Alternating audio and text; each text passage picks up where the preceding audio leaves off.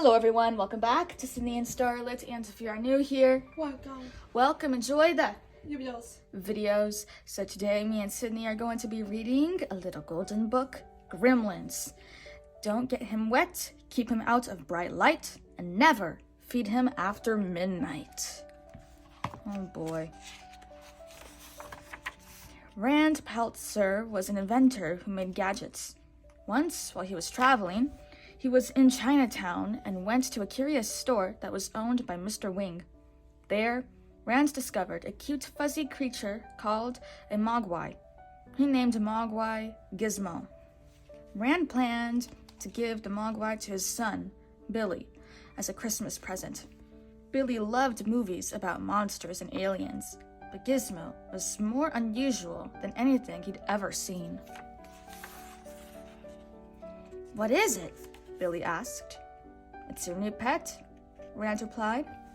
Then Rand told Billy that there were 3 rules he must obey. Never expose it to sunlight, never get it wet, never feed it after midnight. Bright light, bright light! Billy showed Gizmo to his friend Pete. But when Pete was playing with Gizmo, he accidentally spilled a glass of water on the creature. Uh-oh! Billy was supposed to keep the Mogwai away from water. Suddenly, pop, pop, pop! 5 little fuzzballs shot out of Gizmo. The fuzzballs grew larger.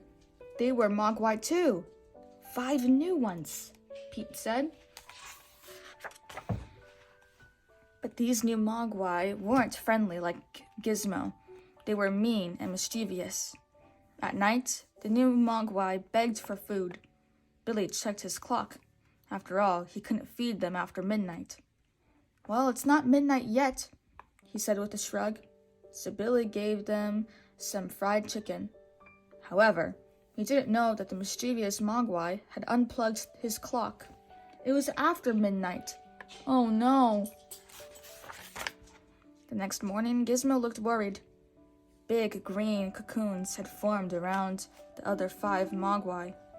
When the creatures emerged from the cocoons, they were green and scaly, like lizards. They were no larger than Mogwai.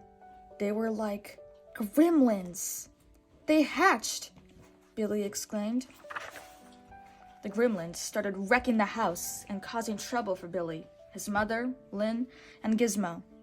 But they fought back. When a gremlin ate all of Lynn's Christmas cookies, she pointed at the monster and yelled, "Get out of my kitchen!" She was very brave. Working together, Billy, Lynn, and Gizmo stopped the gremlins from making any more mischief.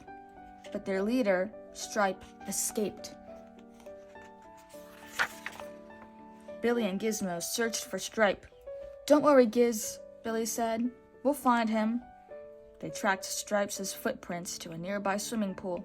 Splash! Stripe jumped in. The water bubbled and churned instantly, creating dozens of new gremlins. Soon, Stripe had his own gremlin army. Stripe and his gremlin pals were causing trouble everywhere. Billy's friend, Kate, worked in a restaurant. Gremlins invaded the place and ordered her around, forcing her to serve them food. Okay, Kate said. Then she had an idea. She aimed a camera at the gremlins. When she pressed a button, a flash of light exploded in their faces. The gremlins scattered, terrified. Elsewhere, the gremlins cackled with glee.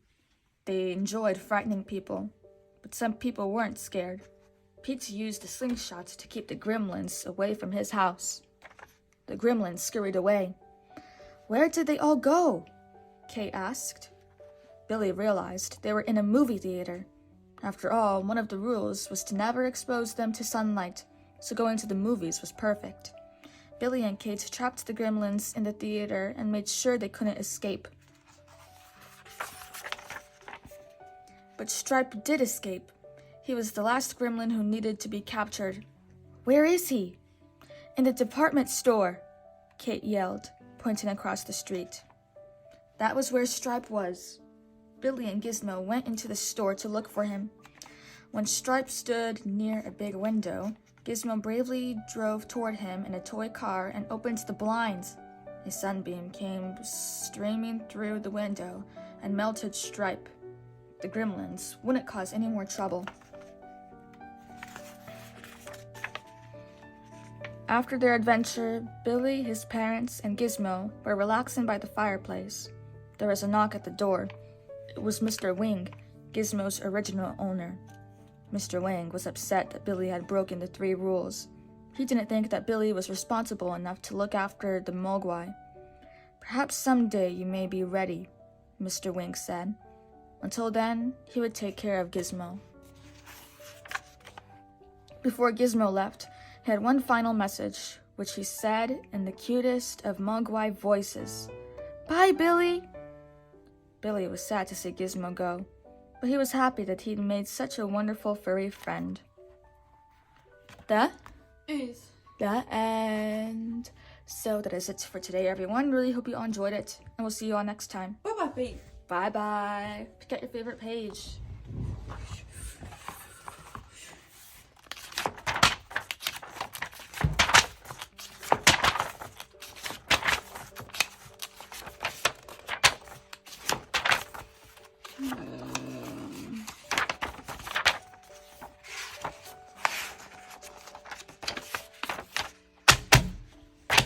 What's your favorite character? Christmas is your favorite character. Wow. Okay. Bye-bye.